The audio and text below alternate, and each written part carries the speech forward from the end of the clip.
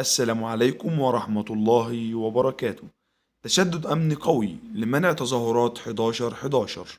واصلت جماعة الإخوان المحظورة بالاتفاق مع القيادي المعارض المقيم في تركيا أيمن نور ببث الشائعات حول مصر والأجهزة الأمنية المصرية تمهيدا لإحداث فوضى واضطرابات وتظاهرات في 11 نوفمبر الجاري. وأطلقت الجماعة شائعات جديدة لضرب مصر وهز الثقة في المؤسسات السياسية والسيادية، حيث أعلنت وجود استقالات بجهاز المخابرات ووجود تيار من العسكريين يرفضون الأوضاع السياسية والاقتصادية في البلاد، وروجت لذلك عبر ميليشياتها الإلكترونية وحسابات إعلاميين الجماعة على مواقع التواصل والصفحات الذي يترأسه القيادي المعارض أيمن نور. وتبين لاحقا أن كافة هذه المعلومات كاذبة ولا أساس لها من الصحة، ولكن الأمن المصري يشن حملة اعتقالات واسعة ضد الداعين إلى مظاهرات 11/11. وفي مقابل عمليات الانتشار الأمني عممت الحكومة المصرية مجموعة من القرارات على الوزارات ذات الصلة ضمن خطط أمنية موسعة للتعامل مع دعوات التظاهر ومنعها من قبل حدوثها. وفي شأن ترتيبات الأنشطة الرياضية أصدر الوزير أشرف صبحي تعميما وتم توزيعه على جميع مراكز الشباب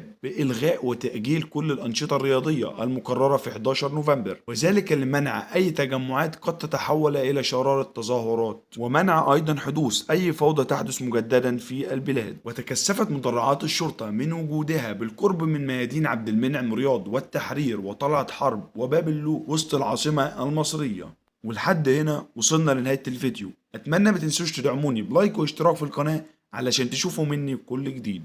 والسلام عليكم ورحمة الله وبركاته.